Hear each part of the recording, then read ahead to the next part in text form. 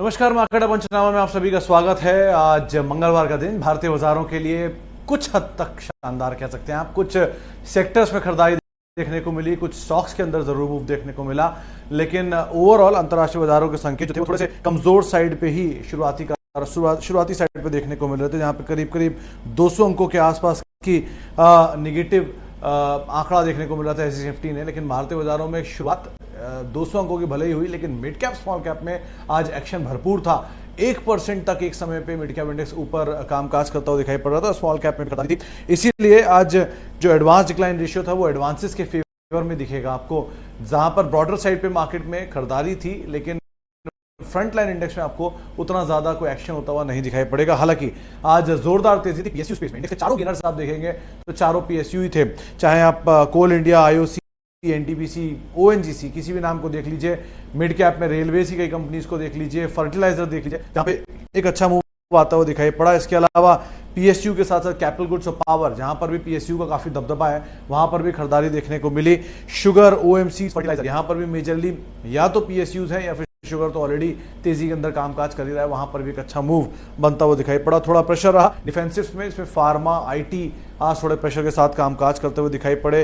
कुछ हद तक सेलेक्टिव मेटल, कुछ और ऐसे नाम थे जहां पे आज के सत्र के अंदर थोड़ा सा प्रेशर आता हुआ दिखाई पड़ा। लेकिन ओवरऑल एक और ऐसा सत्र जबकि भारतीय बाजारों में मिड कैप के अंदर तो इतनी ज्यादा सेलिंग नहीं थी, लेकिन फ्रंट लाइन के अंदर थोड़ा सा दबाव जरूर देखने को मिला। चलिए अब सवाल जवाब का सिलसिला शुरू कर देते हैं और बातचीत कर लेते हैं कुछ सवालों को लेकर भी। सबसे पहला सुमित साहब का सवाल है, इन्होंने इंडिया बुल्स हाउसिंग 223 पर 200 शेयर ले रखे हैं, ऐड कर सकते हैं? सुमित जी, डिपेंड करता है आपने टाइम फ्रेम क्या रखा है इसके अंदर, क्योंकि अगर आप लॉन्ग टर्म का नजरिया रख के चलते हैं तो आप लीडर के साथ जाइए। ऑब्वियसली बात है, लीडर आता है एचडीएफसी लिमिटेड, सबसे बड़ा हाउसिंग फाइनेंस स्पेस का लार्जेस्ट प्लेयर है और क्रेडिबल है, मैनेजमेंट स्ट्रांग है, नंबर्स अच्छे हैं, उनको देखिए। पीएनबी हाउसिंग ठीक ठाक कंपनी, आप उन्हें देख सकते हैं।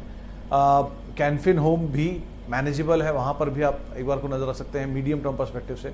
इंडिया बुल्स हाउसिंग में थोड़ा जो उतार चढ़ाव का मूव है वो बहुत ज़्यादा एग्रेसिव होता है, एक तरफा चलता है एक तरफा टूटता है, इस तरह से चलने वाला स्टॉक है। तो ये ट्रेडर्स फैंसी है, जब ट्रेडिंग के लिए अगर आप सोचते हैं तो बात अलग है, लेकिन निवेश के हिसाब से आपके सामने एचडीएफसी सबसे बेहतर विकल्प है। हर फॉल में लीजिए, अच्छे नंबर हैं, कंसिस्टेंट है, आप ज़रूर उसको प्रेफरेंस दे सकते हैं।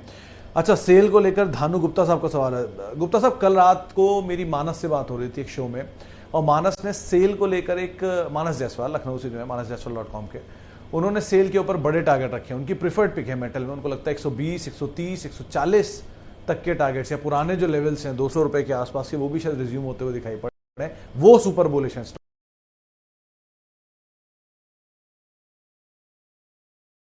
को लेकर।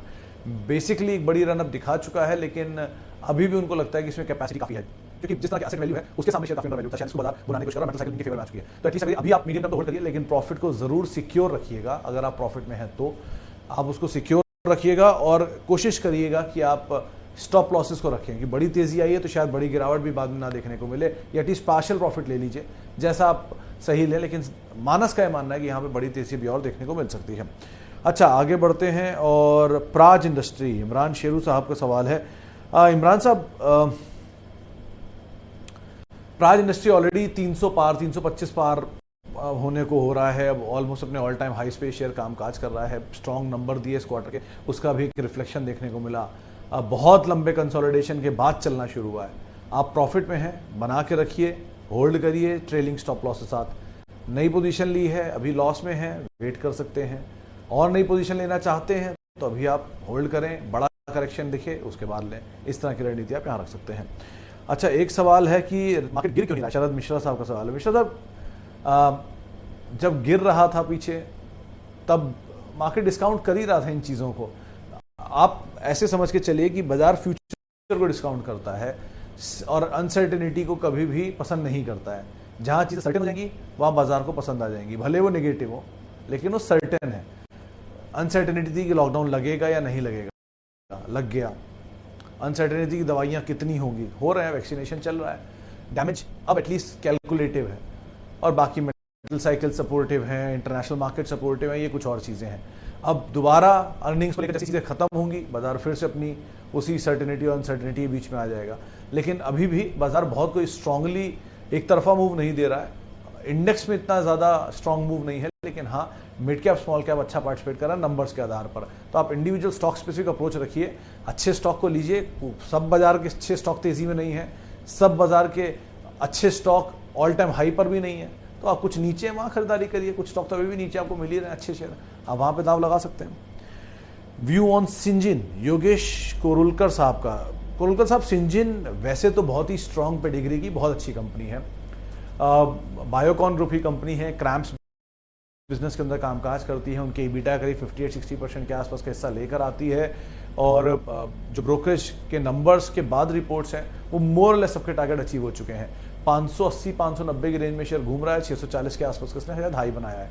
अच्छी वैल्यू पर ये कंपनी, थोड़ा महंगा तो हो ही चुका है, ऑब्वियसली बात है, इतनी बड़ी तेजी दिखाई है तो, लेकिन एक्यूमुलेट कर सकते हैं फॉल में। 200 रुपये से प्री बोनस कहीं ये शेयर पर हम बातचीत करते हैं, यानी कि आप खरीदारी कर सकते हैं, अभी भी आप खरीदारी कर सकते हैं। वैल्यू है, नीचे मिले टाइम दे सकते हैं तो खरीदारी करिएगा, वरना नहीं। नीचे मिले तो खरीदारी करें, बने रहें। अगर आपके पास है तो घबराने वाली सिचुएशन इस कंपनी के साथ एटलीस्ट नहीं है। फॉल में ऐड करना इसके लिए ज़्यादा बेटर रणनीति हो सकती है, लेकिन मेजरली सभी के जो टारगेट्स हैं वो अचीव हो चुके हैं। अच्छा, आगे बढ़ते हैं। अक्षय मित्तल साहब का सवाल है HCL टेक और टेक महिंद्रा पर। HCL टेक और टेक महिंद्रा डिपेंड करता है। देखिए, टेक महिंद्रा 5G टेक्नोलॉजी का अग्रणी प्लेयर है, बहुत स्ट्रॉन्ग क्लाइंट बेस है इनके पास। Otherwise HCL tech IT space की दिग्गज कंपनी है, बिग 5 में अब इसका नाम शुमार है, और दोनों ही कंपनीज IT के लिए तो ऐसे मानी जानी है। कैश की पोजीशन ज़्यादा बेटर IT में HCL की है टेक के सामने, और टेक के पास फॉरवर्ड लुकिंग गाइडेंस ज़्यादा बेटर है। दोनों ही कंपनियां 19-21 का ही अंतर रखती हैं। अब आपके पास सबसे अच्छे कंपनियों में एक ही चीज़ होती है, इसको आप ध्यान रखें, वो है भाव। दोनों कंपनियां अगर अच्छी हैं तो आपको जो बेटर भाव पे मिले आप उसमें एंटर कर जाएं, वो ज़्यादा अच्छी रणनीति रहती है। तो आप उसके अकॉर्डिंग कॉल ले सकते हैं मित्तल साहब। अच्छा, ITC लॉन्ग टाइम के लिए विजय सिंह सोलंकी साहब का सवाल है, और पंकज जैन साहब का सवाल है। पहले पंकज जैन साहब का सवाल ले लेता हूँ, वो ज़्यादा इंटरेस्टिंग सवाल है। 3 शेयर SIP के लिए, जैन साहब 3 शेयर नहीं, आप 10 शेयर ले लीजिए SIP के लिए, लेकिन सिर्फ एक ही चीज़ को ध्यान रखिएगा, हर वो कंपनी जो अपने सेगमेंट की लीडर है। मिसाल के तौर पे IT में इन्फोसिस TCS,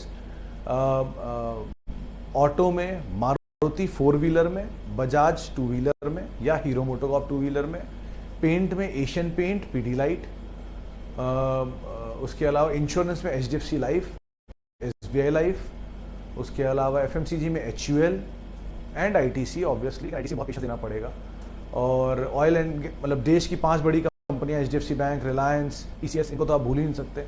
इस तरह के लीडर्स के साथ रहिए। कभी भी किसी फॉल में या आधे भी हो जाएंगे तो वापस रिकवरी में वापस यहाँ आए खड़े हो जाएंगे। इसलिए इनके साथ क्रेडिबल होना या बड़े लीडर्स के साथ रहने का ही फायदा है कि जब भी टूटते हैं वापस अपनी जगह पे आते हैं। सारे बड़े फंड्स के पास इनकी पोजीशंस होती है, तो आप किसी भी ऐसी कंपनी में पैसा डालिए जो क्रेडिबल है, प्रोडक्ट अच्छा है, डिमांड स्ट्रांग है, कैश रिच है, डेट फ्री है, और प्रमोटर का कोई हिस्सा नहीं है। और ये सब बेसिक जानकारियां आपको इजीली इंटरनेट में मिल जाएंगी। इन 4-5 पैरामीटर को ध्यान में रखिए और आप इस तरह की कंपनी के अंदर पैसा डालें, लेकिन उसका प्रोडक्ट अच्छा हो, प्रोफाइल अच्छा हो, मैनेजमेंट अच्छा हो, पुरानी हिस्ट्री हो, कैश रिच हो और डेट फ्री हो। इन 4-5 चीज़ों को आप ध्यान रखिए और आप आराम से किसी भी कंपनी में इन्वेस्ट कर सकते हैं। TCS 15 साल के लिए ज़रूर ले सकते हैं, और आप हर फॉल में इसको ऐड भी कर सकते हैं, नई खरीदारी करें किसी भी गिरावट में, और ये जनरेशंस तक पास ऑन करने वाला प्रोडक्ट है। ऐसी कंपनी है, देश की दूसरी सबसे बड़ी कंपनी है, तो इसमें आपको कोई दो राय नहीं होनी चाहिए नए निवेश के लिए। मेजरली सभी के टारगेट्स अभी भी यहाँ से 3800-3700 तक देखने को मिल सकते हैं। BHEL, गुप्ता साहब, बड़ी तेजी दिखाई है BHEL ने, आज भी 1% लगा दिया। शेयर में प्रॉब्लम नहीं है, एसेट वैल्यू बहुत स्ट्रांग है। पहले भी बात मैंने कई बार बोली है कि 30 रुपये पे भी इसकी एसेट वैल्यू बहुत स्ट्रांग थी, और आज भी बहुत बड़ा मूव अगर आप उम्मीद रख रहे हैं तो ये एक तरफा चाल तो दिखाई है, कूल ऑफ भी होना चाहिए थोड़ा बहुत, लेकिन एसेट वैल्यू ही ज़्यादा बड़ी है। यहाँ से कितनी बड़ी तेजी होगी कहना मुश्किल है। फिर भी हाँ, जो जानकार मान रहे हैं, कल मेरी मानस से ही बात हो रही थी, हिमांशु से ही बात हो रही थी, उन्होंने भी बात साफ की कि 100 रुपए 110 रुपए तक की चाल तो आप मान सकते हैं, लेकिन अब बड़ी तेजी के बाद कूल ऑफ होना भी इसके लिए ट्रिगर बन सकता है, तो आप उसको ध्यान रखिएगा। ओएनजीसी 112,000 शेयर है। दोषी साहब, इतनी बड़ी पोजीशन आपने ले रखी है ओएनजीसी में और आपने खरीदारी की है तो वो सोच समझ के ही की होगी। आज इंडेक्स का गेनर रहा है सबसे बड़ा, सरकारी शेयरों में तेजी भी आई है, तो कुछ हद तक तो आप एटलीस्ट यहाँ पर बने ही रह सकते हैं, ऐसी तो कोई दिक्कत नहीं है, लेकिन बड़ी पोजीशन है, इसलिए ध्यान से संभाल कर ट्रेड करिएगा। आगे डेल्टा कॉर्प, सुनील बराई साहब का सवाल है, 166 शेयर हैं 100 रुपए के दाम पर, उल्टा है मेरे ख्याल से, 100 शेयर 166 रुपए के दाम पर। बराई साहब देखिए, अभी तो गोवा बंद हुआ है, लॉकडाउन लगा है वहाँ पे पार्शियल, और कैसीनोज बंद है, लेकिन इस क्वार्टर के नंबर बहुत अच्छे आए थे, आपको याद होगा, क्योंकि पिछले क्वार्टर में कैसीनोज खुले हुए थे और बाहर टूरिस्ट नहीं जा पा रहे हैं, तो डोमेस्टिक गोवा ही इनके लिए एक डेस्टिनेशन बचता है, तो गोवा में जाएंगे तो कैसीनो में तो रश रहेगा ही। इस क्वार्टर के नंबर में हाफ इम्पैक्ट आप समझ लीजिए, अप्रैल चला है, मई से लॉकडाउन हुआ है, तो मई में तो अब कारोबार नहीं होगा, तो वीक पिछले क्वार्टर के कंपैरिजन नंबर ढीले ही आएंगे। लेकिन अगर सिचुएशन वापस ईज आउट होती है तो ऑब्वियस बात है वो सेक्टर जो लॉकडाउन के सबसे ज़्यादा इम्पैक्टेड है वही सबसे ज़्यादा बेनिफिशियरी होंगे, चाहे आप टूरिज्म कह लीजिए, ट्रेवल कह लीजिए, रिटेल कह लीजिए, मॉल कह लीजिए, रियल्टी कह लीजिए, ये सब सेक्टर अभी भले सबड्यूड है, लेकिन जब सिचुएशन सुधरेगी तब इनके कारोबार सुधरेंगे और उसके बाद सिचुएशन में ये भी बेटर करेंगे। तो अगर आपका पर्सपेक्टिव उतना है तो ठीक है, अदरवाइज ब्रोकरेज हाउसेस के टारगेट जो थे वो 220 के आसपास की शायद टारगेट्स दिए गए थे उन्होंने नंबर्स के बाद, तो आप उसको एक रेफरेंस के तौर पर रख सकते हैं। अच्छा, आगे बढ़ते हैं। एक सवाल आईटीसी पे भी कुछ देर पहले मैं बात करने वाला था, आईटीसी को लेकर, उस सवाल पे आईटीसी पर एक ही राय है सर की आईटीसी में ऑब्वियस सी बात है कि आपको टाइम फ्रेम बहुत देना पड़ेगा। कंपनी में बुराई नहीं है, कंपनी अच्छी है, लेकिन समय अवधि ज़्यादा लेती है, कैश कंपनी है, डाइवर्सिफाइड प्रोडक्ट पोर्टफोलियो है, लेकिन आप ये ना भूलें इक्विटी बेस भी उतना ही बड़ा है, करीब करीब 1380 करोड़ शेयर इनके हैं, अगर मैं गलत नहीं हूँ तो 1280 1380 करोड़ शेयर हैं इनके टोटल इक्विटी फ्लोट में, जिसमें प्रमोटर नहीं है, फंड्स ज़्यादा हैं, तो ऑब्वियसली बात है इतने शेयर फ्लोट में है मार्केट में, तो फिर शेयर का प्राइस चलने में भी थोड़ी दिक्कत होगी, एक ईपीएस भी कमी आएगी। ज़्यादा फ्लोट वाले शेयरों के साथ यही इशू है, कम फ्लोट में आता है एमआरएफ, कम फ्लोट में आता है जेके सीमेंट, कम फ्लोट में आता है डिक्सन जो बड़े बड़े प्राइसेस वाले शेयर हैं, ज़्यादा फ्लोट में आता है वोडाफोन, ज़्यादा फ्लोट में आता है यस बैंक, ज़्यादा फ्लोट में आता है आईटीसी। तो ऑब्वियसली बात है जितना बड़ा फ्लोट उतना ही शेयर को चलने में दिक्कत होगी, तो आप उसको जरूर हमें अपनी रणनीति बनाए, लेकिन कंपनी में बुराई नहीं है, शेयर थोड़ा कम चलता है, धीरे चलता है, समय लेता है, तो आप समय दे सकते हैं तो आप जरूर बने रह सकते हैं। अच्छा, स्पाइसजेट पीवीआर, जैन साहब दोनों में ही साफ राय है, दोनों वो सेक्टर के शेयर हैं जो अभी नहीं चल रहे हैं, क्योंकि सिचुएशन इनके विपरीत है, सिचुएशन इनके फेवर में आएगी तब चलेंगे, फेवर में आएगी आज नहीं कल, कल नहीं परसों, परसों ही तो कभी तो हालात सुधरेंगे, कभी तो हम वापस बाहर जाएंगे, कभी हम ट्रेवल करेंगे, कभी हम मूवीज देखेंगे, तो जब ये चीज़ें नॉर्मलाइज होंगी तब ये कारोबार चलेंगे। स्पाइसजेट के केस में बहुत ज़्यादा फॉल की उम्मीद आप ना रखें, जो लेवल पर है बहुत सारी बुरी खबरें डिस्काउंट कर ही ली हैं, और मल्टीप्लेक्स में वैसे भी थोड़ा महंगा था पीवीआर, तो थोड़ा ईज आउट भी हो रहा है, तो आप समय दे सकते हैं, तो बने रहें, सिचुएशन सुधरने पर ही यहाँ पे प्राइस सुधर सकते हैं। ब्रोकरेज हाउस टारगेट स्पाइसजेट के केस में 110 का टारगेट है एचएसबीसी का, और पीवीआर के केस में भी मल्टीपल टारगेट्स ऊपर की हैं, 1100 1200 आप उसको भी कॉल ले सकते हैं। अच्छा, आगे बढ़ते हैं, टीसीएस पे हम बातचीत कर चुके हैं। एचयूएल, राजेश साहब, एचयूएल ऑब्वियस सी बात है, आप जिस कंपनी की बात कर रहे हैं वो देश की एफएमसीजी जाइंट है, हर 10 में से 9 घर एचयूएल यूज करते हैं, तो आप इससे ही अंदाजा लगा ली कितनी स्ट्रांग डिमांड है प्रोडक्ट की। जिस घर में एचयूएल, मतलब आप अपने घर में भी देख सकते हैं कि एचयूएल प्रोडक्ट इस्तेमाल होते ही होंगे, तो ऐसा नहीं है कि कंपनी खराब है, मल्टीनेशनल जाइंट है, 100 साल से ज़्यादा एक्जिस्टेंस है इंडिया में, कैश रिच कंपनी है, समय देंगे, एफएमसीजी है तो थोड़ा धीरे ही चलेगा ऑब्वियसली, लेकिन आप टाइम फ्रेम देंगे तो ज़रूर यहाँ पर रिटर्न आ सकता है।